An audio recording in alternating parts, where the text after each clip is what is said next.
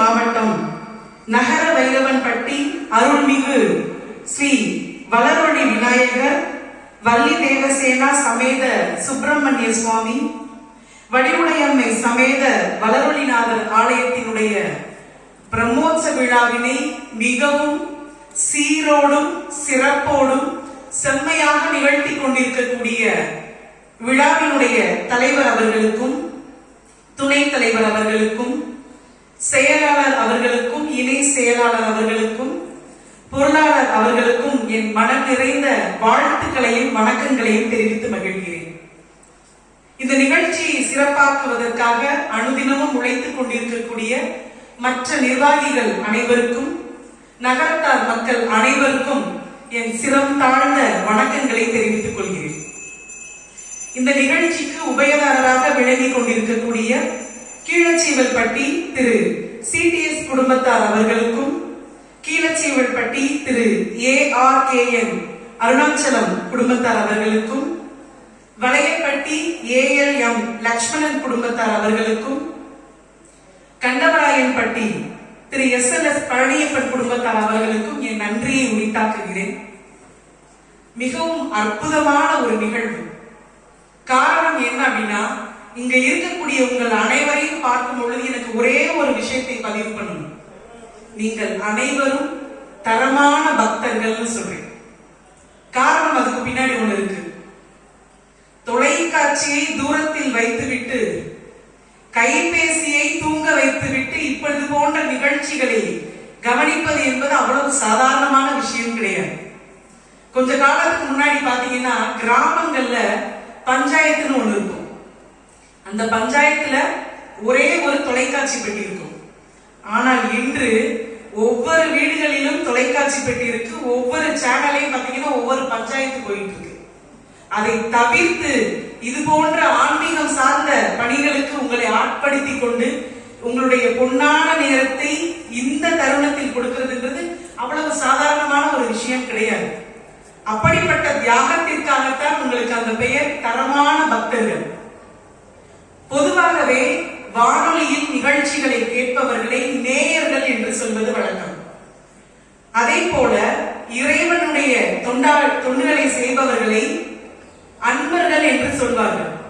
சீமாவை ரசிப்பவர்களை ரசிகர்கள் என்று சொல்வார்கள். ஆனால் இறைபணியில் தன்னை ஆட்படுத்திக் கொண்டு ஆன்மீகம் சார்ந்த வாழ்வியலை வாழக்கூடியவர்களை பக்த கோடிகள் என்று சொல்வார்கள். இங்கே இருக்கக்கூடிய ஒவ்வொருவரும் கோடிக்கு இணையானவர்கள். அப்படிப்பட்ட பக்த கோடிகளை முதலில் வணங்கி வைரவர் கோயில்ல இரண்டாவது முறையாக இந்த வாய்ப்பு கிடைச்சது நான் செய்த பாக்கியம் அப்படின்னே சொல்லலாம். வைரவரை பற்றி பேசணும் அப்படின்னா நிச்சயமாக சிவபெருமானை தொடாமல் பேசவே முடியாது. நிறைய சிவ ஆகமங்கள் என்ன சொல்றாங்கன்னா, வைரவரை பற்றி குறிப்பிடும் பொழுது 64 வடிவங்களாக இருக்காருன்னு சொல்றாங்க. சில சிற்ப நூல்கள் வைரவரை பற்றி பதிவு செய்யும் பொழுது 108 வடிவங்களாக அவர் நமக்கு காட்சி அளிக்கிறார்னு சொல்றாங்க. இவை அத்தனையிலேயுமே மிகவும் சிறப்பான வைரவர் அப்படின்னு சொன்னா அஷ்ட பைரவர்னு சொல்லுவாங்க. அஷ்டம் என்றால் 8 என்பது பொருள். அந்த அஷ்ட பைரவர்கள் தான் இன்று நமக்கு காவல் தெய்வங்களாக விளங்கிக் கொண்டிருக்கிறார்கள். கிராமங்களில் எப்படி கருப்புசாமி காவல் தெய்வம்னு சொல்லுவோம், முனியாண்டிய காவல் தெய்வம்னு சொல்லுவோம், வீரபத்ரன காவல் தெய்வம்னு சொல்லுவோம், சோனையாவ காவல் தெய்வம்னு சொல்லுவோம், சப்த கன்னிகளை காவல் தெய்வம்னு சொல்லுவோம். அதே போல கிராமங்களில் மட்டுமல்ல நகர்ப்புறங்களிலும் இருக்கக்கூடிய மக்களை காப்பதற்காக சிவபெருமான் தன்னுடைய வலிமையால் ஞான மூர்த்திகளாக உற்பத்தி செய்த ஒரு படைப்பு தான் வைரவர். ஒரு கேள்வி வரலாம், வைரவரை வழிபட்டா என்ன நடக்கும்? வைரவரை வழிபட்டால் தைரியம் தானாக வரும். அதுதான் மிகப்பெரிய சிறப்பு. அதை விட ஒரு பெரிய விஷயம் என்ன அப்படின்னா, சனிதோஷங்களினுடைய பிடிகளில் இருப்பவருக்கு வைரவனுடைய வழிபாடு அவ்வளவு அற்புதமா இருக்கும். ஒண்ணு இல்ல, சனிதோஷங்கள் பிடிச்சவங்க ஒண்ணுமே பண்ண தேவையில்லை. வைரவனுடைய ஆலயங்களுக்கு சென்று அவரை வழிபட்டு ஒரு நெய் தீபம் ஏற்றி சிவப்பு நிற மலர்களால் அவரை வணங்கிட்டு ஒரு 3 எலுமிச்சம்பழத்தை அவருடைய பாதத்துல வச்சு, ஒரு எலுமிச்சம்பழத்தை வீட்டு வாசல்ல கட்டிட்டு ஒரு எலுமிச்சம்பழத்தை பூஜை அறையில் வச்ச பிறகு நம்ம கையிலேயே ஒரு எலுமிச்சம்பழத்தை வச்சுட்டோம்னா எந்த பிரச்சனையும் வராது. இன்னைக்கு எத்தனையோ வீடுகள்ல பார்த்தோம்னா எதிர்மறையான எண்ணங்கள், கணவன் மனைவிக்கு இடையில பிரச்சனைக்கு காரணம் என்னன்னா இந்த மாதிரி எதிர்மறையான எண்ணங்கள். அப்ப அவர்களுக்கு இடையில இருக்கக்கூடிய எதிர்மறை எண்ணங்களை போக்குவதற்கான நிவர்த்தி வைரவர்களுடைய வழிபாடு.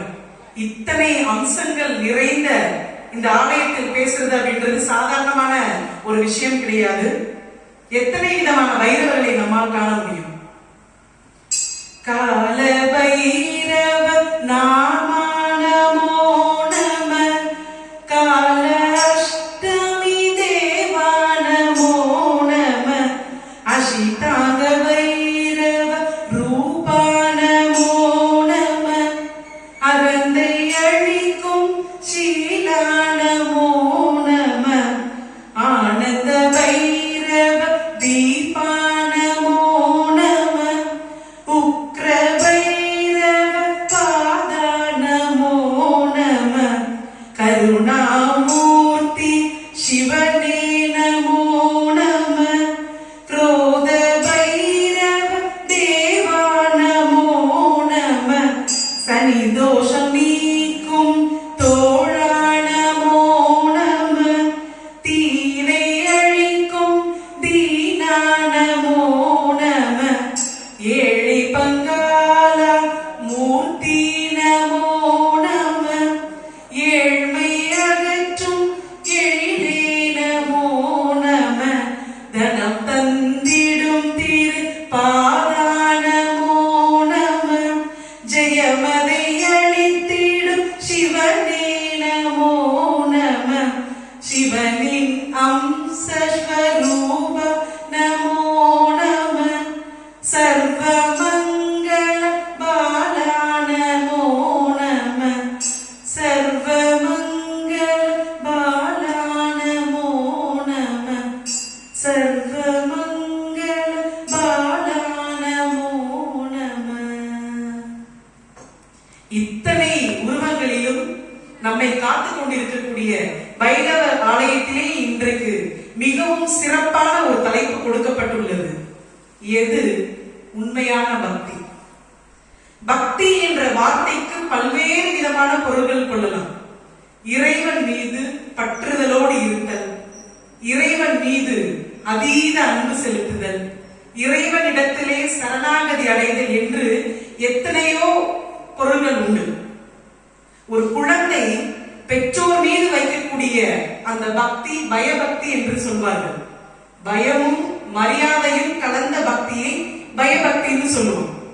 ஆனால் இன்றைய நிலை, எந்த குழந்தையாவது பெற்றவங்களுக்கு பயப்படுறாங்களா பார்த்தா இல்லவே இல்லை.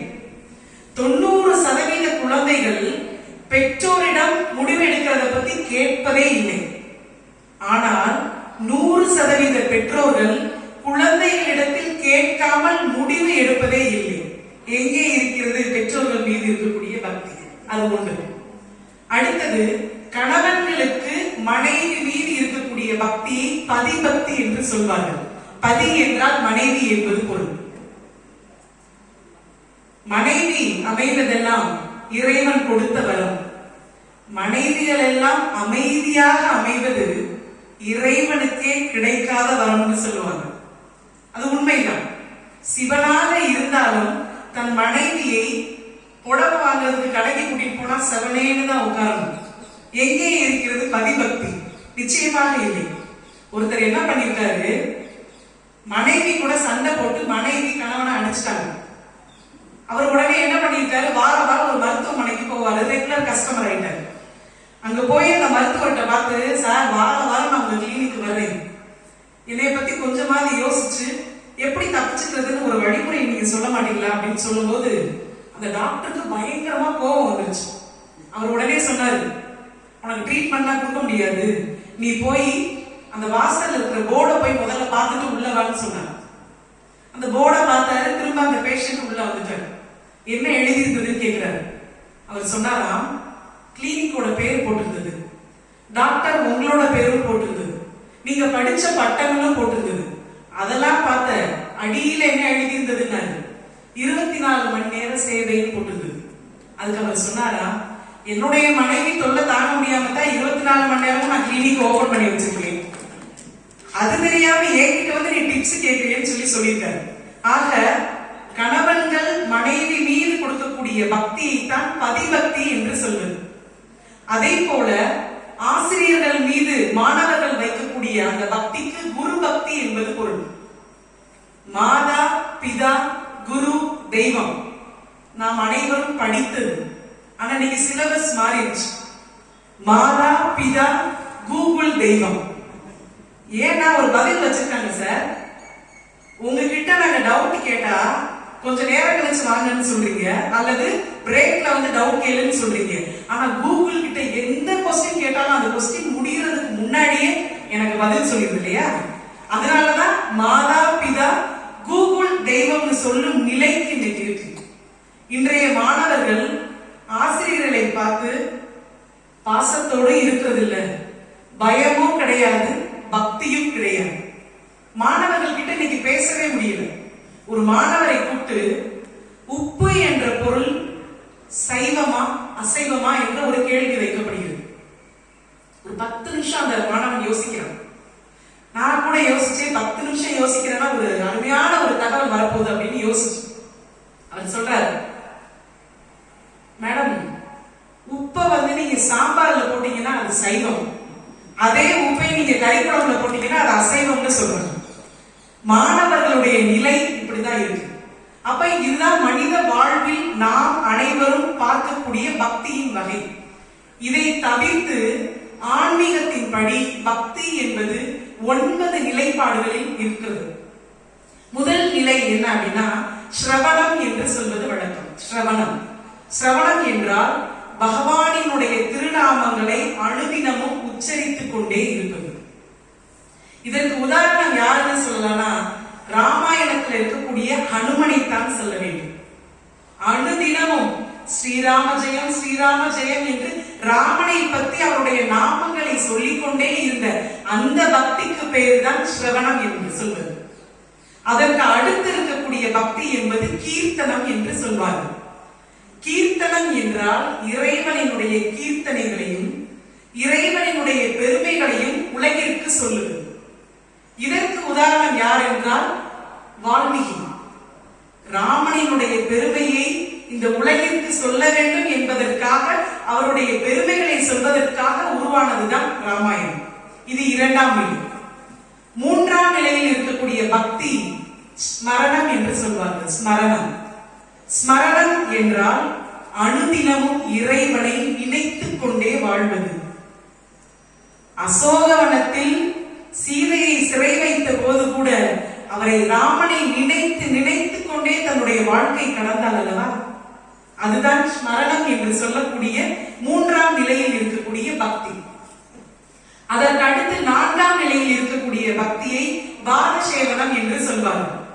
இறைவனினுடைய கால்களில் விழுந்து வணங்கி அவருடைய அருளை பெறுவது. இதற்கு உதாரணமாக நாம் பரதனைத்தான் சொல்ல வேண்டும். பரதன் என்ன செய்தார் என்றால் ராமனினுடைய பாதுகைகளை ராமனாகவே நினைத்து வழிபட்டார். அடுத்த நிலையில் இருக்கக்கூடிய பக்தி என்பது வந்தனம் என்று சொல்வார்கள். வந்தனம் என்றால் வணங்குவது, போற்றுவது என்று பொருள். ராவணனுடைய சகோதரர் விபீஷணன் ராவணனுடைய தம்பிதான். ஆனாலும் ராமன் மீது அதீத பக்தி கொண்டதால் வந்தனம் என்ற பக்திக்கு உதாரணமாக விபீஷணன் விளங்குகிறார். அவர்களை தொடர்ந்து 6வது வகையான பக்தி என்பது அர்ச்சனம். அர்ச்சனம் என்றால் மலர்களை தூவி இறைவனை வழிபடுவது. மலர்கள் மட்டுமல்ல, அவருக்கு பிடித்த பழங்களையும் அவர்களுக்கு படைப்பது. இதற்கு உதாரணமாக சபையை தான் நான் சொல்ல வேண்டும். ராமனுக்கு என்ன பழம் பிடிக்கும்னு பல மரங்களில் ஏறி சுவைத்து, இந்த சுவை அவருக்கு பிடிக்குமான அலைஞ்சு திரிஞ்சு அவருடைய அன்பை நோக்கி போனார் பார்த்தீங்களா? அதுதான் அர்ச்சனம் என்ற பக்திக்கு உதாரணம். அதற்கு அடுத்து தாஷ்யம் என்று சொல்லக்கூடிய 7ஆம் நிலையில் இருக்கக்கூடிய பக்தி. தாஷ்யம் என்றால் இறைவனினுடைய வேலையாளாகவே மாறுவது. இதற்கு உதாரணம் லக்ஷ்மணனைத்தான் சொல்ல வேண்டும். ராமன் சொல்வதை அனைத்தையும் கேட்டு ஒரு வேலையாளாகவே மாறிய லக்ஷ்மணன் தான் தாஷ்யம் என்ற நிலைக்கு உதாரணம். 8வது நிலையில் இருக்கக்கூடிய பக்தி என்பது சக்கியம் என்று சொல்வார்கள். அதாவது இறைவனிடத்திலே அன்பு கொள்வது, அவரிடத்திலே நட்பு கொள்வது. சுக்ரீவன் தான் இதற்கு உதாரணமாக இருக்கிறார். சாமி அப்படின்ற ஒரு பாகுபாடே இல்லாம இணைந்து பழகக்கூடிய ஒரு நட்பு கொண்ட அந்த ஒரு மனிதர் யாருன்னா சுக்ரீவனை தான் சொல்ல வேண்டும். நிறைவாக இருக்கக்கூடிய நிலைப்பாடு என்றால் ஆத்ம நிவேதனம் என்று சொல்வார்கள். ஆத்ம நிவேதனம் என்றால் இறைவனிடத்தில் தன்னையே தியாகம் செய்வதுன்னு சொல்லுவாங்க. தன்னை அப்படியே சரணாகதி அடைஞ்சது, நீதான் என்னுடைய உலகம்னு சொல்லி தன்னையே அர்ப்பணிக்கக்கூடிய பக்தி நிலையைத்தான் ஆத்ம நிவேதனம் என்று சொல்வார்கள். இதற்கு உதாரணமாகவும் விளங்குபவர் லக்ஷ்மணன் தான். இப்படி நமது சாஸ்திரத்தின்படி, ஆன்மீகத்தின்படி பக்தி என்பதை ஒரு 9 நிலைப்பாடுகளில் கொண்டு வந்துள்ளார்கள். இப்போது ஒரு கேள்வி, எது உண்மையான பக்தி? பக்தி என்பது ஒரு மனிதனை இயக்குவது. ஒரு மனிதனுடைய இயக்கமே பக்தி தான். பக்தி மட்டும் இல்லை அப்படின்னா ஒரு மனிதனுடைய மனம் என்பது பாலைவனத்திற்கு சமமாகும். ஒரு கேள்வி வரலாம், பக்தின்னு சொல்றமே எல்லாருக்கும் அந்த பக்தி கிடைச்சிருது அப்படின்னா நிச்சயமாக ஒவ்வொருவருக்குள்ளும் அந்த நிறைவு இருக்கும். இன்றளவும் வாழ்க்கையில் நாம் நிறைவாக வாழ்கிறோம் என்றால் அதற்கு அனுகிரகம் செய்வது அந்த கடவுள் தானே. இறைவனுடைய அனுகிரகம் இல்லாமல் இந்த நிறைவான வாழ்வை நம்மால் வாழ முடியாது. எத்தனை இயற்கை சீற்றங்கள், எத்தனை பிரச்சனைகள். இன்னைக்கு கேரளால பார்த்தா அவ்வளவு நம்மளால கண் கொண்டு பார்க்க முடியல. அப்படிப்பட்ட சூழலிலும் இறைவன் நம்மளை காத்து ஒரு நிறைவான வாழ்வை கொடுக்கிறதுங்கிறது சாதாரணமான ஒரு விஷயம் கிடையாது. இறைவன் நம்மளை நல்ல வழியில் நடத்துகிறார். அதை நாம் உணர வேண்டும் என்பதை இந்த இடத்தில் நான் பதிவு செய்கிறேன். நிறைய கொடுக்கிறார் இறைவன், அதை ஏற்றுக்கொள்கிறோம். ஆனால் அதை சொல்வதற்கு நம்மில் சிலர் ஒத்துக்கொள்ளாததுதான் இங்க பிரச்சனை. அதற்கு காரணம் நம் எண்ணம், நம் புரிதல். மனிதர்களை புரிஞ்சுக்கிறதுக்கே நமக்கு ஒரு பெரிய டிக்ஷனரி தேவைப்படும் போது இறைவனை நம்மளால புரிஞ்சுக்க முடியுமா அப்படின்ற ஒரு சஞ்சலம் நம்ம மனசுக்குள்ள இருக்கும். நிச்சயமாக முடியும். மனிதர்களை நெருங்குவதை விட இறைவனை நெருங்குவது என்பது மிகவும் சுலபமான ஒரு விஷயம். அதற்கான எண்ணத்தை நாம் தயார் செய்து கொள்ள வேண்டும். நம்ம சொல்லுவோம், நமக்கு மட்டும் ஏதாவது கடவுள் பிரச்சனை கொடுத்துட்டாருன்னா எவ்வளவு சோதிக்கிறார் என்னைய அப்படின்னு சொல்லுவோம். ஆனால் அதே இறைவன் மத்தவங்களுக்கு பிரச்சனையை கொடுக்கும் போது தண்டிச்சுட்டாரு பார்த்தீங்களா, வேணும் உனக்கு அப்படின்னு சொல்லுவோம். அப்போ நம்மளுடைய மனங்களை நாம் செம்மைப்படுத்துவதுதான் பக்தியினுடைய முதல் நிலைப்பாடுன்னு சொல்லுவோம். ஆனால் ஒரு வருத்தப்பட வேண்டிய ஒரு விஷயம் என்ன அப்படின்னா, இன்றைய சூழலில் பக்தி தலங்கள் எல்லாமே பரிகார தலங்களாக மாறிவிட்டது. சாமியை பார்க்கணும்னு நினைச்சுக்க போறது கிடையாது. அங்க பரிகாரம் கொடுத்தாங்கன்னா அந்த கோயிலுக்கு நம்ம போகக்கூடிய ஒரு நிலையில் இருக்கிறோம். அனுபவ கவிஞன் என்று போற்றக்கூடிய கவியரசர் கண்ணதாசன் அழகா ஒரு வாக்கு சொல்லுவார். அவருடைய பாடல் வரிகள், கடவுள் ஒரு நாள் உலகை காண தனியே வந்தாராம், கண்ணில் கண்ட மனிதரை எல்லாம் நலமாய் என்றாராம், ஒரு மனிதன் வாழ்வே இனிமை என்றான், ஒரு மனிதன் அதுவே கொடுமை என்றான், அடுத்தவனோ உடனே சிரித்து விட்டான். ஏன் கண்ணதாசனை அனுபவ கவிஞர் என்று சொல்கிறோம் என்றால், அவருடைய பாடல் வரிகளை நாம் வாசிக்கும் பொழுது, அதை கேட்கும் பொழுது நம் ஒவ்வொருவருடைய மனதிலும் தோணக்கூடிய ஒரே ஒரு விஷயம், நமக்கே எழுதுன மாதிரி இருக்கு. அப்ப அதை கேட்கக்கூடிய ஒவ்வொருத்தருக்குள்ளேயும் அந்த உணர்வை கொடுக்கக்கூடிய ஒரு பெரிய பொக்கிஷம் இந்த மண்ணினுடைய பெருமை என்று சொன்னால் நிச்சயமாக கவியரசர் கண்ணதாசனை மட்டும்தான் அது சேரும். இந்த பாடல் வரிகள்ல ஒரு அருமையான விஷயத்தை சொல்றாங்க. கடவுள் மனிதர்களை பார்க்கறதுக்கு வர்றாரு, என்ன எப்படி இருக்கீங்க அப்படின்னு கேட்கிறாரு. அதுக்கு ஒரு மனிதர் சொல்றாரு வாழ்க்கை இனிமைன்னு சொல்றாரு. அப்ப இன்னொரு மனுஷன் என்ன சொல்லியிருக்காரு, வாழ்க்கை கொடுமைன்னு தானே சொல்லணும். ஆனா அவர் என்ன சொல்லியிருக்காரு, ஒரு மனிதன் வாழ்வே இனிமை என்றான், இன்னொரு மனுஷன் என்ன சொல்றாரு, அதுவே கொடுமை என்றார். அப்போ ஒருவருக்கு இனிமையாக இருக்கக்கூடிய வாழ்க்கை மற்றவருக்கு கொடுமையாக இருக்கிறது. இறைவன் எல்லாருக்கும் சமமாகத்தான் கொடுக்கிறார். அதை நாம் எப்படி ஏற்றுக்கொள்கிறோம் என்பதில் தான் இருக்கிறது விஷயம். இறைவனுடைய பக்தி என்பதும் ஒண்ணுதான். கடவுள் நிறைய கொடுக்கும் போது ஒரு விஷயத்தை பதிவு பண்ணுவாரு, கண்டிஷன்ஸ் அப்ளை. நான் கொடுக்கிறேன், ஆனா ஒரு கண்டிஷனோட கொடுக்கிறேன். மாத சம்பளம் வாங்கக்கூடிய ஒவ்வொருத்தவங்களுக்கும் மாசம் பிறந்தது அப்படின்னா ஒரு சம்பளம் கிடைக்கும். ஆனா இறைவன் என்ன சொல்றாரு, அடுத்த மாதம் சம்பளம் வர்ற வரைக்கும் 30 நாள் இந்த காசை வச்சு நீ ஓட்டணும்னு ஒரு கண்டிஷன் கொடுக்கிறார். நாம் அனைவருக்குமே இறைவன் பற்களை படைத்துள்ளார். மரணத்திற்கு முன்பு வரை அதை எப்படி நம்ம பார்த்துக்கணும்ன்ற அந்த பொறுப்பை நம்ம கிட்ட கொடுத்து ஒரு கண்டிஷன் அப்ளைன்னு சொல்லிடுறாரு. அதே போல பெண்கள் அதிகமாக விரும்பக்கூடிய அந்த கூந்தல் பாருங்க, எல்லாரும் ஒரே மாதிரி தான் கொடுக்குறாங்க. ஒரு சிலருக்கு நிறையாக இருக்கிறது, ஒரு சிலருக்கு குறைவாக இருக்கிறது.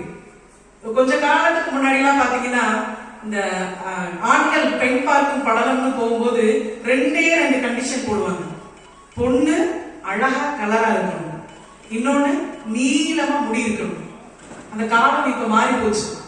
நீளமா முடி இருக்கக்கூடிய மணமகளை தேடணும் அப்படின்னா மறுநாள் காலையில ஆணியில மட்டும்தான் நீங்க பார்க்க முடியும் அந்த முடியை. அப்படிப்பட்ட நிலை இருக்கு. ஆக ஒரு கொடுக்கக்கூடிய விஷயங்களை நாம் எப்படி எடுத்துக்கொள்கிறோம் என்பதில் தான் நம் எண்ணத்தினுடைய வெளிப்பாடு. திரும்பவும் அதே கேள்வி, எது உண்மையான பக்தி? வள்ளல் பெருமான் சொல்கிறார், எவர் ஒருவர் என்னிடத்திலே உருக்கமா பிரார்த்தனை பண்றாரோ அதுதான் ஆற்றல் மிக்கதுன்னு சொல்றாரு.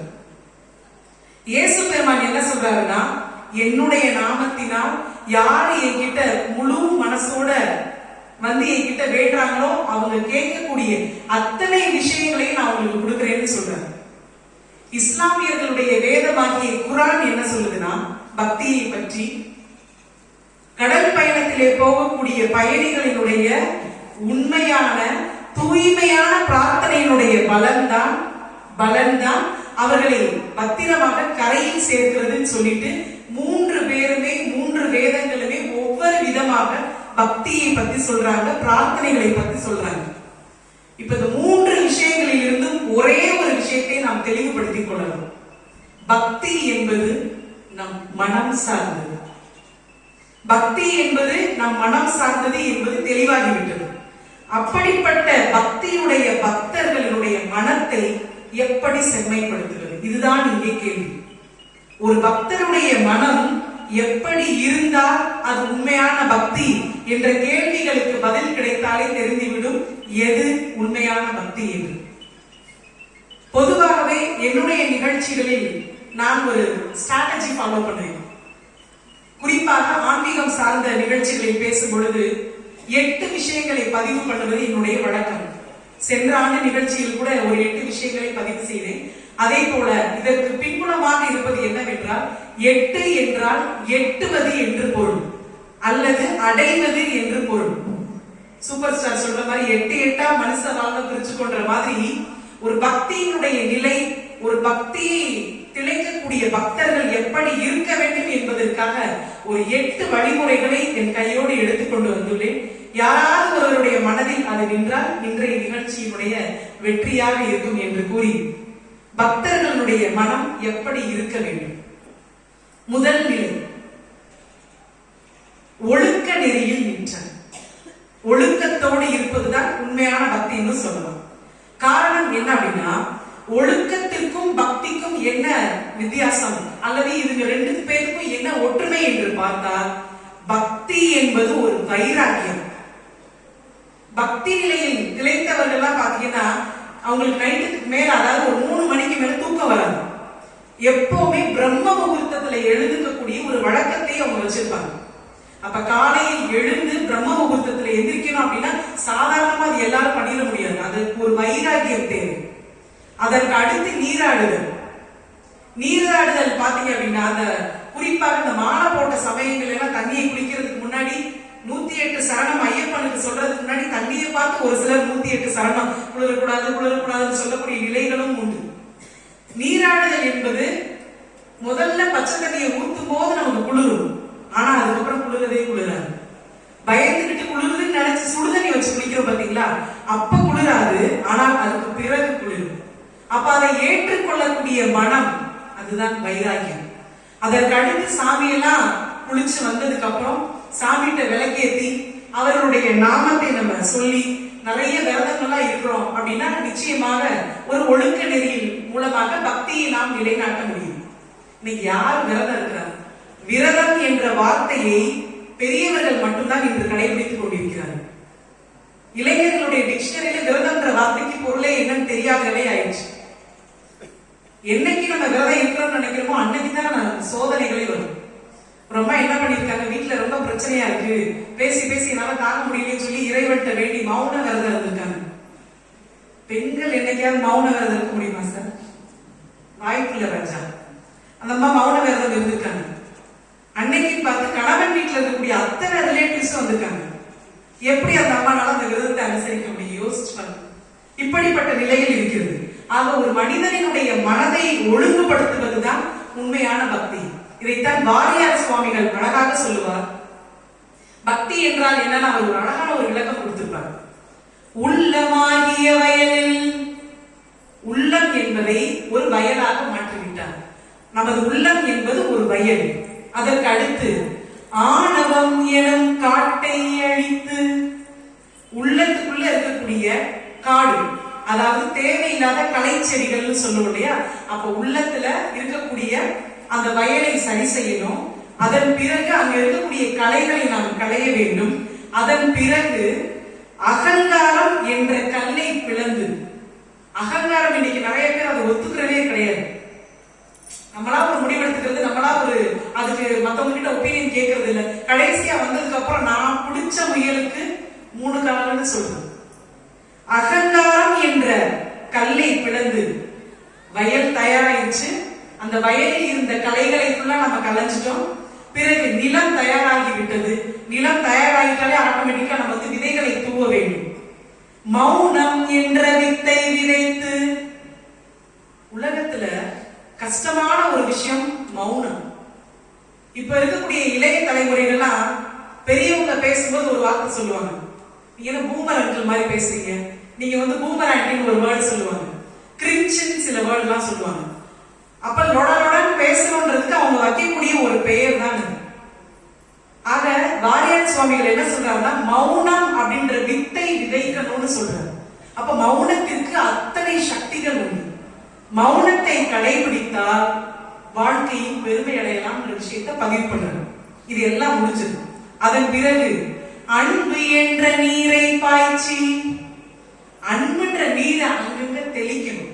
அது முடிந்த பிறகு ஞானம் என்ற பயிரை வளர்த்து, பயிர் வளர்ந்துச்சு, அறுவடைக்கு தயாராகி விட்டது. அறுவடைக்கு தயாராகும் போது பாத்தீங்கன்னா அந்த வயல்களில் இருக்கவங்களுக்கு நல்லா தெரியும், அங்க இருக்கக்கூடிய அந்த அறுவடைக்கு தயாரான அந்த நெல்லையோ அவர்கள் விளைவித்ததை கொத்துறதுக்காக சில பறவைகள் வரும். அந்த பறவைகள் என்ன அப்படின்னா, அதுக்கு நிறைய விஷயங்கள் சொல்லியிருக்காங்க. காமம், குரோதம், மனம், மாச்சரியம், ஆணவம், கண். காமம், குரோதம், மதம், மாச்சரியம், ஆணவம், கண். இது போன்று கொத்தக்கூடிய பறவைகளை நம்ம என்ன பண்ணணும்னா, இறைவனினுடைய திருநாமங்கள் என்ற கல்லை கொண்டு எரிந்தால் நம்மை விட்டு விலகிவிடும். இதெல்லாம் செய்த பிறகு நம் மனதில் விளைவதே உண்மையான பக்தின்னு வாரியார் சுவாமிகள் சொல்லுவார்களே.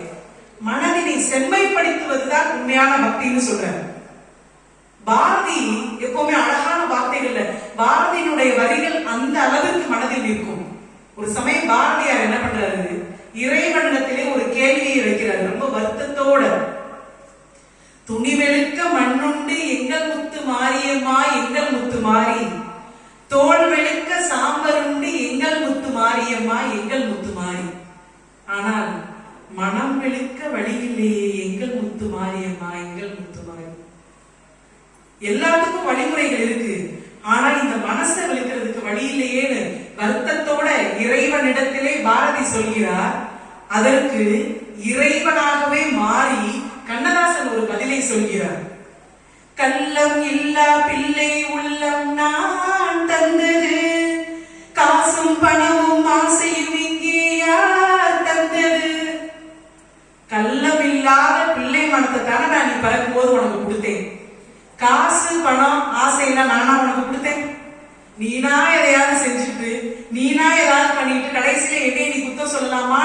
இறைவனே பேசுவதாக கவியரசு கண்ணதாசன் அழகாக ஒரு பதிவு சொல்லுவார். இறைவனுக்கே இது புரியவில்லை, மனிதனின் கொள்கை தெரிவதில்லை என்று சொல்லி முடிப்பார். ஆக மனம் என்ற அந்த சுய ஒழுக்கத்தை நாம் தான் அதை சரி செய்து கொள்ள வேண்டும். அதற்கு எண்ணத்தை வலுப்படுத்த வேண்டும். எண்ணம் வலுவாக இருந்தால் இறைவனினுடைய அனுகிரகம் நமக்கு அனுதினமும் கிடைக்கும். இறைவனினுடைய அனுகிரகம் கிடைத்தாலே பக்தியினுடைய முதல் வெற்றி அதுதான். 8 வழிமுறைகளில் ஒரு வழிமுறை என்பது சுய ஒழுக்கம், நெறியில் நிற்றல், நிறைவடைந்தது. 2ஆம் நிலையில் இருக்கக்கூடிய வழிமுறை என்னவென்று கேட்டால் அறவழியில் நடத்தல். தமிழ் அகராதியில் அறம் என்ற வார்த்தைக்கு பல்வேறு பொருள்கள் உண்டு. அன்பாக இருப்பது, அறத்தோடு செயல்படுவது, பொய் பேசாமல் இருப்பது, கடுஞ்சொல் சொல்லாமல் இருப்பது, மற்றவர்களுக்கு உதவி செய்வது, இது மாதிரி நிறைய விஷயங்களை அடுக்கிக் கொண்டே போகலாம். ஒரு தனி மனிதனுடைய அறம் சமூகத்தினுடைய அறம். இதில் எந்தவித மாற்று கருத்தும் கிடையாது. இப்படித்தான் வாழ வேண்டும் என்பதை மட்டும் சொல்லித் தரவில்லை அறம், எப்படியெல்லாம் வாழக்கூடாது என்பதையும் சொல்லித் தருவதுதான் அறம். அறம் என்பது ஒரு சமூக சிந்தனை. அதற்கு நேர்த்தியான ஒரு உதாரணம் என்ன அப்படின்னு கேட்டா அன்னதானம். வீட்டுல இன்றளவும் சில பெரியவங்க என்ன சொல்லுவாங்கன்னா, சாதத்தெல்லாம் நீ வீணடிக்காத அப்படின்னு சொல்லிட்டு அடிஷனலா ஒரு வார்த்தை சொல்லுவாங்க. இப்படிலாம் சோத்தை வீணடிச்சுன்னா அவனுக்கு சோறே கிடைக்காதுன்னு சொல்லுவாங்க. ஒரு சிலர் அதை என்ன நினைச்சுறாங்கன்னா, நமக்கு சாபம் விடுறாங்கன்னு நினைக்கிறாங்க. அது சாபம் அல்ல, அது சாபம் அல்ல. ஒருவருடைய உழைப்பு, விவசாயியுடைய உழைப்பை நாம் வீணடிக்க கூடாது என்பதற்காக சொல்லக்கூடிய ஒரு கருத்து, அவ்வளவுதான். உலகத்திலேயே ஒரு பிடி நெல்லை பல படி நெல்லாக மாற்றக்கூடிய நவீன விஞ்ஞானி விவசாயி. நிச்சயமாக உங்கள் கடவுளை மூலமாக அந்த விவசாயிகளுக்கு நமது நன்றியை தெரிவித்துக் கொள்ள வேண்டும். எத்தனை பெரிய கோடீஸ்வரராக இருந்தாலும் சோத்துக்காக நாம் அவரிடத்திலே தான் நிற்க வேண்டும். அப்படிப்பட்ட விவசாயிகளினுடைய உழைப்பு வீணடிக்க கூடாது என்பதை நினைப்பது கூட ஒரு அறம் என்று சொல்கிறார். வீடுகளில் அறத்தை போதிக்க வேண்டும். அப்போதுதான் வீதிகளிலும் அறம் காக்கப்படும் என்பது உண்மை. சமீபத்துல யூடியூப்ல ஒரு காணொளி என்னால பார்க்க முடிஞ்சது. ரொம்ப சிறப்பான ஒரு வார்த்தை. அறவழியில் நடப்பதற்கு இறைவனை நாம் அணுக வேண்டும். அதற்கு பயம் என்பது முக்கியம். இறைவன் மீது பயம் வர வேண்டும் என்பதை சொல்லக்கூடிய அழகான ஒரு வாசகம். நீ அநியாயமாக சேர்த்து வைத்ததை அனுபவிப்பதற்கு, நீ அநியாயமாக சேர்த்து வைத்ததை அனுபவிப்பதற்கு என் ஆசீர்வாதம் கொண்ட ஒருவன் வருவான் அப்படின்னு எழுதி இப்படிக்கு இறைவன் போடுறார். இறைவன் மீது பயம் இருக்கணும். அறம் கொல்லும், நிச்சயமாக கொல்லும், பிழை செய்தவர்களை மட்டும். அப்படிப்பட்ட அறவழியில் இருந்தால் இறைவனினுடைய அனுகிரகம் நமக்கு கிடைக்கும். அதுதான் உண்மையான பக்திக்கு அடிப்படையாக இருக்கும். 2வது வழிமுறையும் நிறைவு பெற்றது. 3வது வழிமுறை அன்பு, உன்னதமான அன்பு. இறைவனிடத்திலே நாம் கொடுக்கக்கூடிய அன்பு, இறைவன் நம்மிடத்திலே கொடுக்கக்கூடிய அன்பு. காசி விஸ்வநாதர் ஒரு சமயம் என்ன பண்ணிருக்காரு, கருவறையிலேயே உட்கார்ந்துட்டு இருக்கவே எல்லா பக்தர்களும் நம்மளதான பார்க்க வர்றாங்க, ஒரு சேஞ்சுக்கு நம்ம போய் நம்ம ஏன் மக்களை பார்க்கலாம் அப்படின்னு சொல்லிட்டு ஒரு அந்தனர் வேஷத்துல அப்படியே ஜம்முன்னு நடந்து வர சுத்தி முத்தி பார்க்கறாரு. பார்த்து முடிச்சதுக்கு அப்புறம் பசி வந்துருச்சு. வசதி நிறைந்தோர்கள், வசதி கொண்டோர் இருக்கக்கூடிய பகுதிகளுக்கு சென்று பசிக்குதுன்னு சொல்லி அந்த கதவுகளை தட்டியிருக்காரு. எந்த ஒரு கதவும் திறக்கப்படவில்லை, உணவும் வழங்கப்படவில்லை. கொஞ்சம் சோகமாயிட்டார். நடுத்தர மக்கள் வசிக்கக்கூடிய பகுதிகளுக்கு சென்று உணவு என்று கேட்டிருக்கிறார். அங்கே கதவுகள் திறக்கப்பட்டது, ஆனால் உணவு வழங்கப்படவில்லை. மனம் நொந்து, மனம் உடைந்து நதிக்கரையில் வந்து உட்காரும் போது அவர் உட்கார்ந்து இருக்கிறதுக்கு பக்கத்திலேயே ஒரு முதியவர் உட்கார்ந்து 2 பொட்டலை, உணவு பொட்டலத்தை வச்சிருந்திருக்காரு. அந்த உணவு பொட்டலத்துல வச்சிருக்கும் போது அங்கிருந்து ஒரு 2-3 நாய்கள் வருது. வந்து பசிக்குதுன்னு சொல்லும்போது ஒரு உணவு பொட்டலத்தை அந்த நாய்களுக்கு கொடுத்துட்டாரு. மிச்ச கையில் இருக்கக்கூடிய ஒரே ஒரு உணவு பொட்டலம், அதை எடுத்து ஒரு 2 வாய் வச்சிட்டு இருக்கும்போது பின்னாடி மாறு வேடத்தில் வந்திருக்கக்கூடிய காசி விஸ்வநாதர், ஐயா எனக்கு பசிக்குது, கொஞ்சம் ஏதாவது சாப்பிட கொடுக்குறீங்களான்னு கேட்கிறாரு. சொன்ன உடனே திரும்பி பார்க்காம கையை அப்படி நீட்டிருக்காரு. அவர் சாப்பிட்டத திரும்பி நீட்டிருக்காரு.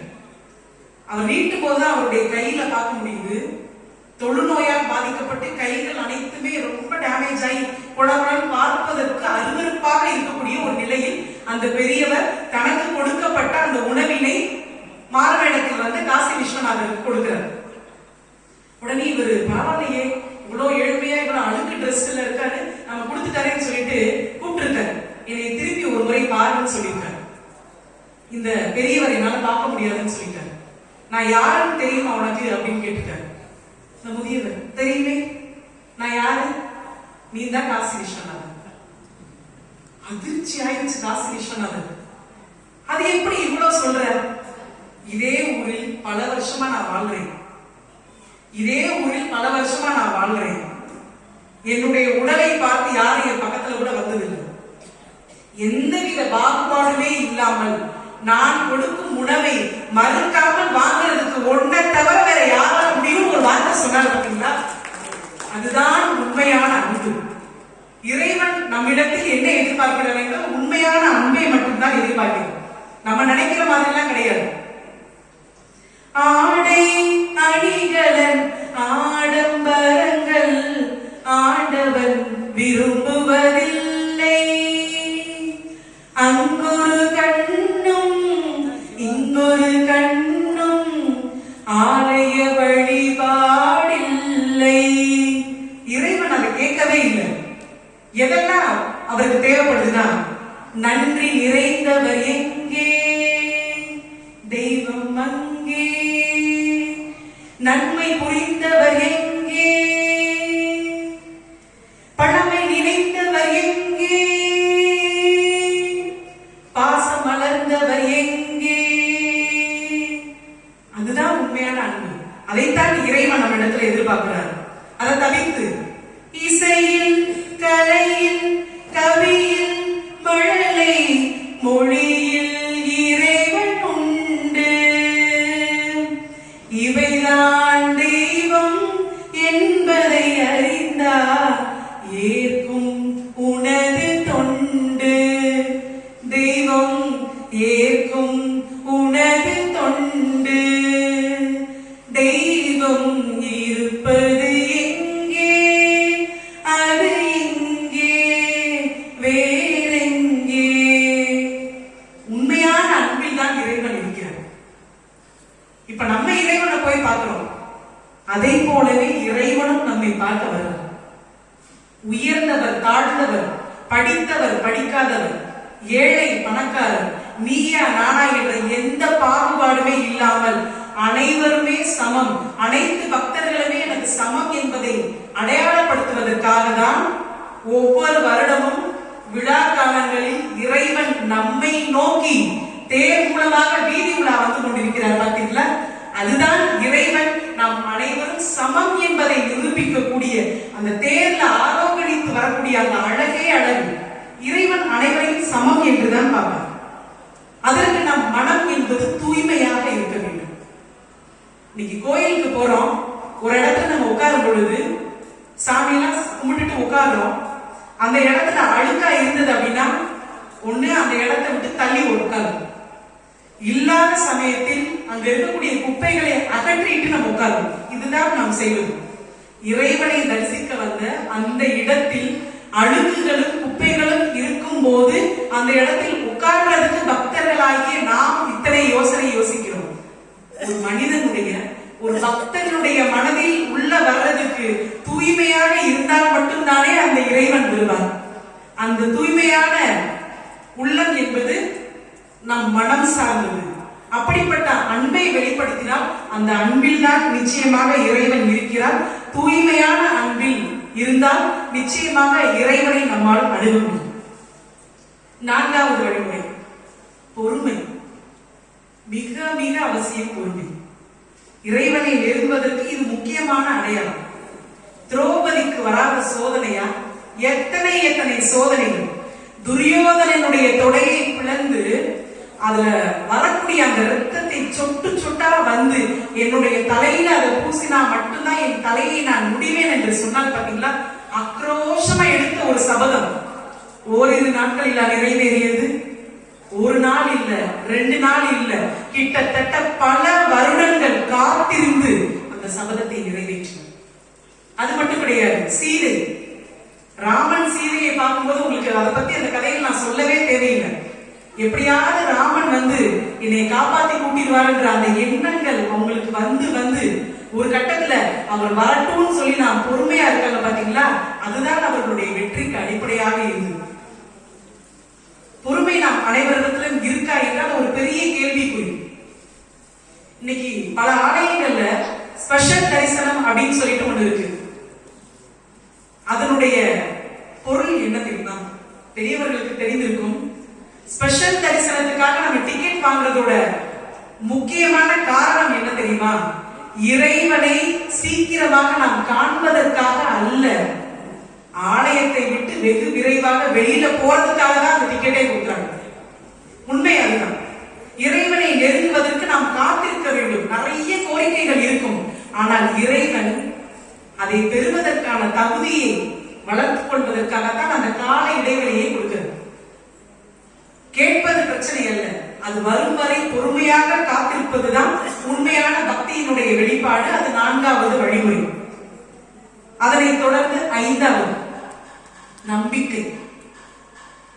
இறைவன் நம்மளை சோதிப்பார், ஆனா கைவிட மாட்டார். முருகப்பெருமானை பத்தி பேசும்போது நிறைய இடங்கள்ல சொல்லுவாங்க, முருகனை தொடாதவங்களுக்கு பிரச்சனை இல்லை, அவங்க பிரச்சனை வந்தாலும் ஒண்ணும் பிரச்சனை இல்லை. அதாவது பிரச்சனை வந்தாலும் சரி, வரலாற்றையும் சரி, அது ஒரு பெரிய விஷயம் இல்லை. ஆனால் முருகப்பெருமானை நெருங்கும் பொழுது நிச்சயமாக நம்மை சோதிப்பார்.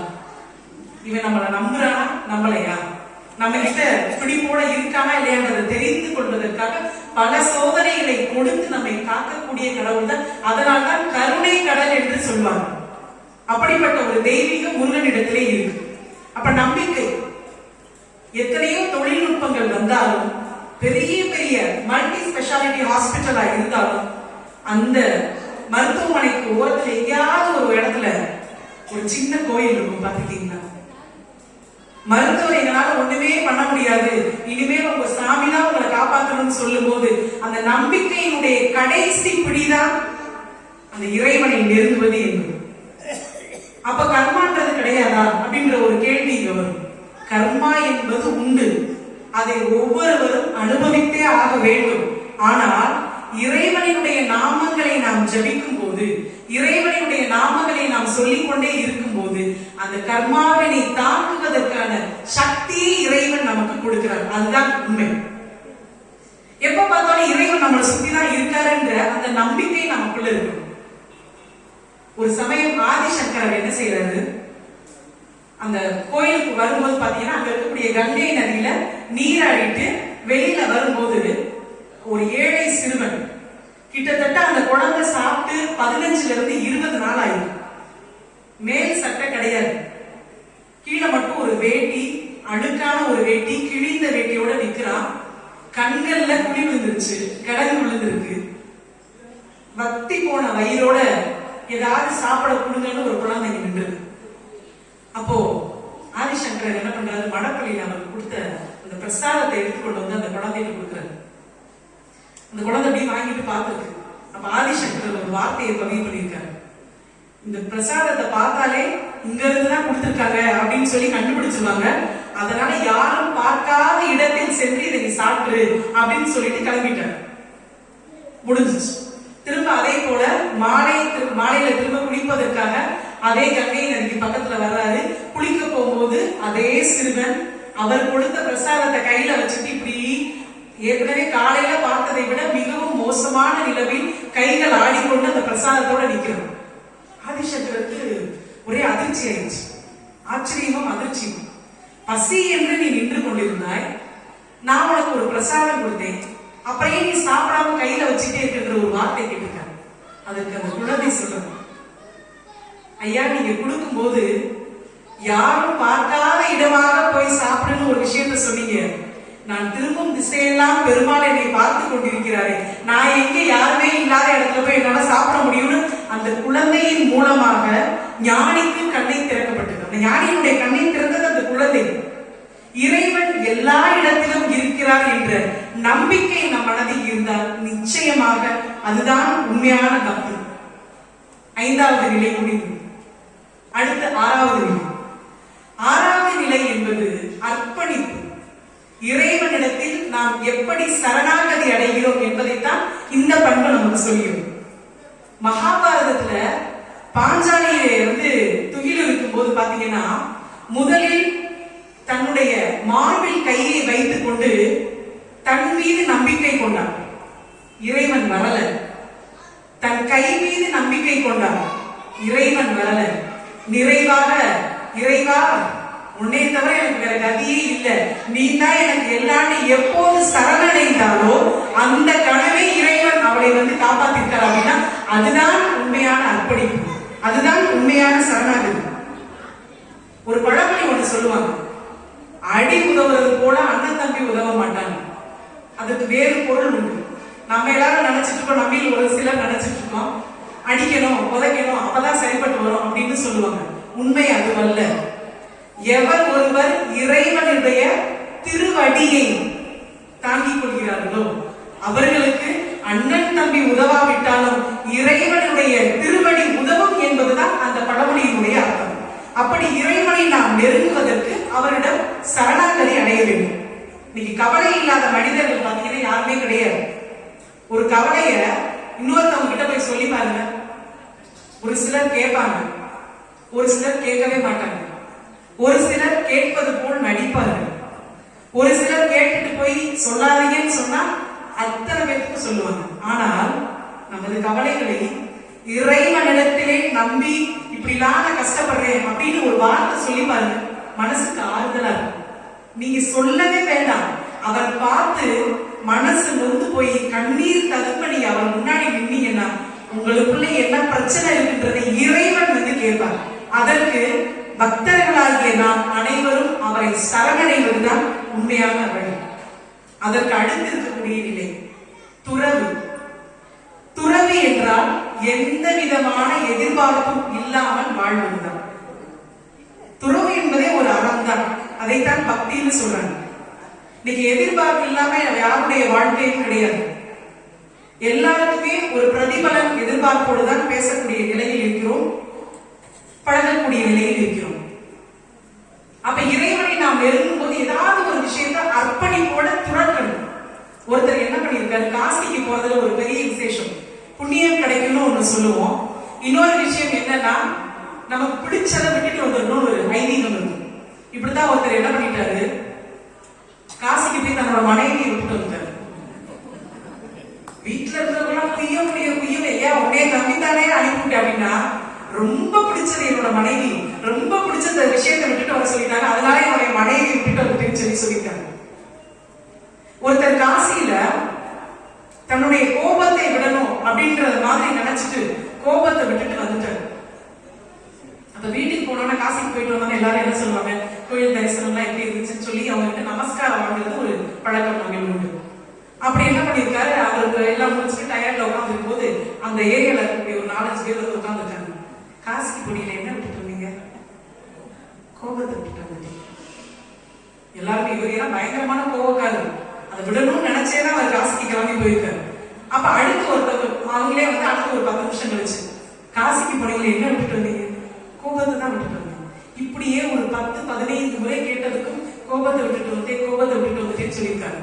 அதுக்கப்புறம் ஒரு குரூப் கேட்டாங்க பாருங்க, காசிக்கு பொடியில என்ன கோபத்தை விட்டுட்டு வந்தேனா, முடிஞ்சு போச்சு. துறவி என்பது அதை செய்யணும், வேணான்னா வேணாதான், அதை நாம் பழக்கப்படுத்திக் கொள்ள வேண்டும். எந்தவித எதிர்பார்ப்புமே இல்லாமல் வாழ நினைப்பதுதான் உண்மையான பக்தியினுடைய நிலை. ஏன்னா இறைவனை கொடுப்பாரு. இப்ப எல்லா கோயில்களிலுமே நீங்க பாத்தீங்கன்னா நம்ம ஒண்ணு கேட்போம், அது என்னன்னே தெரியல எல்லாருக்குள்ளேயும். எனக்கு கூட அந்த பழக்கம் இருக்கு. சாமி ஏற்கனவே சொல்லி வச்ச மாதிரி ஒரு கண்டிஷன் போடும், இதை நீ முடிச்சு கொடுத்துரு, எனக்கு இதை நீ இப்படி செஞ்சீங்கன்னா உனக்கு ஒண்ணு தரேன் அப்படின்னு சொல்லி பிரதிபலனை எதிர்பாராத இறைவனை கூட பிரதிபலன் எதிர்பார்க்கிற அளவுக்கு நம்ம கொண்டு வருவோம். அப்படிப்பட்ட நிலையும் உண்டு. ஆக ஒரு துறவு வாழ்க்கையை நாம் கையில் எடுக்கும் பொழுது இறைவன் நமக்கு அனுகிரகம் நிறைய கொடுப்பாரு. அதுதான் பக்தியினுடைய ஒரு நிலை. கொடை உணர்வு. கொடை என்பது தர்மம் செய்யும். இன்னைக்கு தர்மம் அப்படின்றது பாத்தீங்கன்னா ஒரு பெரிய விளம்பரம் ஆகிவிட்டது. இன்னைக்கு நிறைய பேர் நம்ம சமூக வலைத்தளங்களை பார்க்க முடியுது. உணவளிக்கிறோன்ற பேர்ல ஒண்ணு அவங்க முகத்தை மறைக்கிறதுக்கு ஒரு பொம்மை மாதிரி போட்டிருப்பாங்க, அல்லது அந்த உணவை வாங்கக்கூடியவர்களை மறைப்பதற்காக ஒரு பொம்மை போட்டிருப்பாங்க. தர்ம சிந்தனையோடு இருப்பவர்கள், தர்மத்தை செய்பவர்களுக்கு விளம்பரம் தேவையே இல்லை. அதை உணராமல் இதை நான் செய்யறேன்னு சொல்லக்கூடிய நிலைக்கு தான் இன்று தர்மம் இருக்கிறது. தர்மம் அப்படின்ற ஒரு பண்பு நம்ம இடத்தில் இருந்தது அப்படின்னா இறைவன் தானாக வருவார். மார்கழி மாசம் வரைக்கும் நம்ம வெயிட் பண்ணணும்னு அவசியமே இல்லை. டைரக்டா சொர்க்கவாசல் திறந்துடும். சிறுபஞ்சமூலத்துல ரொம்ப அழகா ஒரு வார்த்தை சொல்லுவாங்க, சொர்க்கத்துக்கு போறதுக்கு ஒரு 5 செயல்களை நம்ம செய்யணும்னு சொல்றாங்க. 1, குளம் வெட்டுபவர்கள். யாரெல்லாம் குளம் வெட்டுகிறார்களோ அவங்களுக்கு டைரக்டா சொல்லணும். 2வது, நீர் வழிந்து ஓடுவதற்கான வாய்க்கால் அமைப்பவர்களும் டைரக்டா சொர்க்கத்துக்கு போயிடுவாங்க. 3ஆம் நிலை என்பது பொது கிணறு வெட்டுபவர்கள். அனைவருக்குமே பயன்படக்கூடிய வகையில் பொதுவான கிணறை வெட்டுபவர்களை நாம் பாக்கியசாலிகள், புண்ணியம் செய்தவர்கள் சொல்லணும். அதே போல விளைநிலம் உருவாக்குபவர்களையும் புண்ணியம் செய்தவர்கள் அப்படின்னு சொல்லுவோம். அதற்கு அடுத்து மரம் நடுபவர்கள். இந்த 5 பண்புகள் யாருக்கு இருக்கோ நிச்சயமாக அவர்கள் சொர்க்கத்துக்கு தான் செல்வாங்கன்னு சொல்லி நம்மளுடைய சிறுபஞ்சம் மூலம் நமக்கு உணர்த்துகிறது. ஆனா இன்னைக்கு நிலம் அப்படி கிடையாது. கோவில்கள்ல குடித நீர் வீணாக்காதேன்னு போட்டிருப்பாங்க. நம்ம உடனே சுத்தி முத்தி பார்த்துட்டு டக்குன்னு அப்படி தமையில ஊத்தி அவங்களே குளிச்சுட்டு வந்துருவோம். அப்படிப்பட்ட நிலை இன்று உண்டு. அதே போல நம்ம ஒரு வாட்டர் கேன் வாங்கிருக்கோம், பிஸ்லரி நம்ம கையில இருக்கு அப்படின்னா அதை யாராவது தண்ணி கேட்டாங்கன்னா அதை கொடுக்கறதுக்கு ரொம்ப யோசிப்போம். ஏன்னா அது நம்ம கொடுத்து வாங்குறது. ஆனா அதுவே பொதுவாக இருக்கும்போது அந்த சிந்தனை நமக்கு வருவதில்லை. அந்த கொடை உணர்வுன்ற ஒரு எண்ணம் நம்ம இடத்திலே வந்ததுன்னா இறைவன் நம்ம அருகிலே தான் இருப்பார். திருமந்தலத்துல அழகா சொல்லுவார், யாவர்க்குமாம் இறைவருக்கு ஒரு பச்சிலை, யாவர்க்குமாம் பசுவிற்கு ஒரு வாயிலை, யாவர்க்குமாம் உண்ணும் போது ஒரு கைப்பிடி, யாவர்க்குமாம் பிறருக்கு ஒரு இன்னுரைதானேன்னு சொல்லுவோம். இப்ப இறைவனை போய் நம்ம கும்பிடுறோம் அப்படின்னா அவருக்கு இந்த பூதா வேணும். இப்ப நம்ம வைரவர் பத்தி சொல்லும் போது சிவப்பு நிறத்துல இருக்கக்கூடிய மலர்கள் அவருக்கு உகந்ததுதான். ஆனால் எனக்கு வாங்குறதுக்கு வழியே இல்லை என்ற ஒரு சூழல் வரும்போது ஏதோ ஒரு பிரச்சனையை கொண்டு போய் அவர் பாதத்துல கொடுக்கும் போது நிச்சயமாக இறைவன் அதை ஏற்றுக்கொள்வார். அதற்கு அடுத்து வாயில்லா ஜீவன்களுக்கு, பசுவுக்கு ஒரு வாயுரை என்றால் வாய்க்கு உரை போடுவது அல்ல, ஒரு கைப்பிடி புல்லாக போடுறதுன்னு அர்த்தம். இதுக்காக போய் நம்ம பறவைகளையும் விலங்குகளையும் பார்த்துதான் நம்ம தானம் செய்வது கிடையாது. வீட்டுல ஒரு கைப்பிடி அரிசி எடுத்து அப்படி தூக்கி எரிஞ்சாலே போதும், குருவிகள்லாம் கொத்திட்டு போயிடும். ஒரு சக்கரை அப்படி தூக்கி போட்டாலே போதும், எறும்புகள்லாம் சாப்பிடும். இது போன்ற தர்ம சிந்தனையை நாம் வீடுகளில் வளர்த்தோமே ஆனால் குழந்தைகளுக்கு அது உறுதுணையாக இருக்கும். சில இடங்களெல்லாம் பாத்தீங்கன்னா உணவு போட முடியாத சமயங்களில் அரிசியை கொடுப்பது வழக்கம்.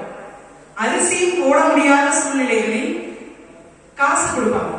அந்த காசு கொடுக்கும் போது இன்னும் சில வீடுகளில் குழந்தைங்க கிட்ட கொடுப்பாங்க. எதற்காக என்றால் குழந்தைகளுக்கு தர்மம் செய்ய வேண்டும் என்ற சிந்தனையை கொண்டு வருவதற்காகத்தான் அந்த பண்பை கொண்டு வருகிறது. இன்னைக்கு ஸ்கூல்ல படிக்கக்கூடிய குழந்தைகள் பாத்தீங்கன்னா குரூப்பா உட்கார்ந்து சேர்ந்து சாப்பிடுவாங்க. ஆனா அவரோட ஃப்ரெண்டு சாப்பிடாம இருந்தா இவ சாப்பிட மாட்டாங்க. அதுதான் அறம், அதுதான் கொடை உணர்வு, அதுதான் தர்ம சிந்தனை. பசிக்கு ஒருவன் பார்த்திருக்க நான் உண்ண மாட்டேன் அந்த குழந்தை சொல்லுது பாத்தீங்களா, அதுதான் உண்மையான தர்மம். அந்த தர்மத்தை நாம் வழிநடந்தோமே என நிச்சயமாக இறைவனுடைய அனுகிரகம் நமக்கு கிடைக்கும். சில சமயங்கள்ல நம்மளுடைய தர்மம் செய்யணும்ன்றது கூட அவசியம் இல்லை. நம்ம உண்டு நம்ம வேலை உண்டு இருந்தாலே எல்லா விஷயமும் நடக்கும். ஒரு கிராமத்துல ஒரு முனிவர் வந்திருக்காரு. எங்கேயோ தவம் செஞ்சுட்டு அந்த கிராமத்தை நோக்கி வந்திருக்காரு. முனிவருக்கு எப்பவுமே பாத்தீங்கன்னா ஒரு கோபம் வரும். ஏன்னா கரெக்டான வழியில் இருக்காங்க, மனிதர்கள் மீது சரியா நடக்கலன்னா சில கோபதாபங்கள் இருக்கும். அப்படி ஒரு முனிவர் ஒரு கிராமத்தை நோக்கி வர்றாரு. அந்த கிராமத்துல இருக்கக்கூடிய மக்களுக்கு யாருக்கும் அவரை பார்த்து வாங்கன்னு ஒரு வார்த்தை சொல்லல. அவர் யாரு என்னன்னு எந்த ஒரு மதிப்பும் மரியாதையும் கொடுக்காதனால அவருக்கு பயங்கரமா கோபம் வந்துச்சு. பசியோட வேற இருக்காரு. அப்ப கோபம் என்ன பண்ணிட்டாருன்னா, நீங்க எல்லாம் மனுஷங்களா, ஒரு முனிவர் வந்திருக்கே என்னை பார்த்து வாங்கன்னு கூட அவங்களால சொல்ல முடியல. இந்த கிராமத்துக்கு 50 வருஷத்துக்கு மழையே கிடையாது, ஒரு பெரிய சாபத்தை கொடுத்துட்டாங்க. அவ்வளவு பேர் கத்துறாங்க, ஐயோ இவ்வளவு பெரிய சாபம் எங்களுக்கு கொடுத்துட்டீங்களே, இதுல ஏதாவது நிவர்த்தி இல்லையா, எங்களுக்கு பாவ விமோசனம் கொடுங்கன்னு சொல்லி கெஞ்சுறாங்க. எந்த ரியாக்ஷனுமே இல்லை. சாபம் சாபம் தான் கொடுத்துருச்சு. இதை எல்லாத்தையுமே அங்க மேல இருக்கக்கூடிய வைகுண்டபதி கேட்டுட்டே இருக்காரு. ஏன்னா வைகுண்டபதி சங்க எடுத்து ஊதுனாதான் மழையே பெய்யும். அவரை கேட்டுட்டு அப்படி இருந்துட்டாரு. அப்ப அவரே சொல்றாரு, அப்ப ஒரு 50 வருஷத்துக்கு நமக்கு வேலை இல்லை அப்படின்னு சங்கத்துக்கு தலைமாட்டில் வச்சுட்டு படுத்துட்டாரு. அந்த கிராமத்துல இப்படி ஒரு சாபம் வந்ததுனால எல்லாரும் அங்க இங்க உட்காந்து இதை பத்தி பேசி கவலையோட இருக்காங்க. ஒரே ஒரு இளைஞர் மட்டும் என்ன பண்றாரு, கலப்பை எடுத்துட்டு வயல்வெளிக்கு போயிட்டாரு. அங்க போய் உழுவணுன்றதுக்காக அந்த கலப்பையோட வேலைகளை செஞ்சுட்டு வர்றாரு. முதல்ல அங்க பார்த்த எல்லாமே அப்படி ஒரு சிரிப்பு. ஏன்னா 50 வருஷத்துக்கு மழை வராதுன்னு சொல்றாங்க, நீ என்னமோ அப்பதே கலப்பையை தூக்கிட்டு வயலுக்கு போறேன் அதுக்கு போறேன்னு சொல்லிட்டு சொல்லி சிரிக்கிறாங்க. அவன் எந்த பதிலுமே அந்த இளைஞன் சொல்லல. அதே போல 2வது நாளும் அதே கலப்பையோடு அதே நேரத்தில் அதே வயலுக்கு போறாரு, அதே வேலையை செய்கிறார். எல்லாரும் இது என்ன இவன் பைத்தியக்கார மாதிரி இருக்கேன், மழை இல்லைன்னு சொன்னாரு, இது எடுத்து சும்மா வெறும் நடக்க போய் இந்த வேலை பார்த்துட்டு இருக்காருன்னு சொல்லிட்டாரு. அதே போல 3வது நாளும் நடந்திருக்கு. ஊர்ல இருந்து ஒரு 10 பேர் சேர்ந்து அந்த இளைஞரை சுத்தி ரவுண்ட பண்ணிட்டாங்க. ஏயா 50 வருஷத்துக்கு மழை இல்லைன்னு சொல்றாங்க, இவ்வளவு தெரிஞ்சு நீங்க வர்றையா, அவனுக்கு தெரியாதா அப்படின்னா, எனக்கும் தெரியுமே மழை வராதுங்கிறது எனக்கும் தெரியும். அப்ப அந்த 50 வருஷம் மழை வராதுன்னு நான் வீட்டிலேயே உட்கார்ந்து இருந்தா எப்படி உழுறதுங்கிறது எனக்கு மறந்து போயிடும்.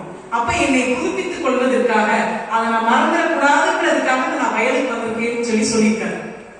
இதை கேட்ட உடனே வைகுண்டபதி வந்துச்சு பாருங்க. ஐயோ நான் சண்முகத்தை மறந்துடா நினைச்சு படாம எந்திரிச்சாரு பாருங்க. எந்திரிச்சு தலைக்கு மேல வச்சிருந்த சங்கு எடுத்து அப்படின்னாரு. சங்கு ஊத, மின்னல் வெட்ட, இடி வெட்ட, மழை ஊரே ஜொலி ஜொலி ஜொலின்னு ஜொலிச்சிருச்சு.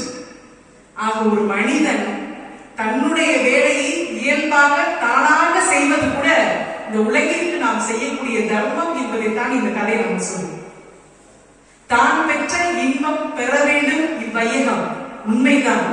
ஆனால் இறைவனை அணுகுவதற்கு நான் பெற்ற துன்பம் பெற வேண்டாம் இவ்வையகம் என்ற எண்ணம் மனிதனுடைய மனதில் வேண்டும் என்பதைத்தான் இது சொல்கிறது. இறைவனிடத்துல நம்ம சில விஷயங்களை கேட்கும் போது பாத்தீங்கன்னா அவர் காது கொடுக்க மாட்டான்னு நம்ம சொல்றோம், ஆனால் அவர் கேட்பார். அதற்கு அர்ப்பணிப்பு தேவை. இப்ப சில தானங்கள் சொல்றது, தர்மம்னு சொல்லும் போது நிறைய தர்மங்கள் உண்டு. நாம் மற்றவர்களுக்கு அரிசியை தானமாக கொடுக்கும் பொழுது நம்முடைய பாவங்கள் நிவர்த்தியாகும் என்பது ஐதீகம். வெள்ளி நகைகளை நாம் கொடுக்கும் போது நமது மனக்கவலைகள் குறையும் என்பது ஐதீகம். தங்க நகைகளை கொடுக்கும் போது தோஷம் குறையும் என்பது ஐதீகம். அங்கிருந்து ஒரு ஆட்சி பாக்குறாங்க, ஏமா தங்க வைக்கிற விலைக்கு தங்கத்தை யாரும் தானமா கொடுக்கிறா அப்படின்னு கேட்கக்கூடிய நிலை, இது ஒரு ஐதீகம். அதை தானமாக கொடுப்பவர்களும் இருக்கிறார்கள். பழங்களை நாம் தானமாக கொடுக்கும் போது புத்தி சித்தி நிலை கட்டும் அப்படின்றதுக்காக கொடுப்பாங்க. நெய்யினை நாம் தர்மமாக கொடுக்கும் பொழுது நம்மிடையே இருக்கக்கூடிய நோய்கள் தீரும் என்பது ஐதீகம். பாலை நாம் தானமாக கொடுக்கும் போது துக்கம் குறையும் என்பது ஐதீகம். தேனை கொடுத்தால் பிள்ளை பெயர் கிடைக்கும் என்பது ஐதீகம். நெல்லிக்காயை கொடுக்கும் பொழுது ஞானம் கிடைக்கும் என்பது ஐதீகம். தீபத்தை நாம் கொடுக்கும் பொழுது நமது கண் பார்வைகள் நன்றாக இருக்கும் என்பது ஐதீகம். ஆடையை நாம் தானமாக கொடுக்கும் பொழுது, புதிய ஆடைகளை தானமாக கொடுக்கும் பொழுது நமது ஆயுள் நீடிக்கும் என்பது ஐதீகம். அன்னத்தினை நாம் தானமாக கொடுத்தால் தரித்திரம் கடன் எல்லாமே தீரும் அப்படின்னு சொல்லிட்டு ஐதீகங்கள் இருக்கு. இறைவனிடத்திலே சரணாகதி அடைவதுதான் தொண்டின் மூலமாக இறைவனை அடைவது.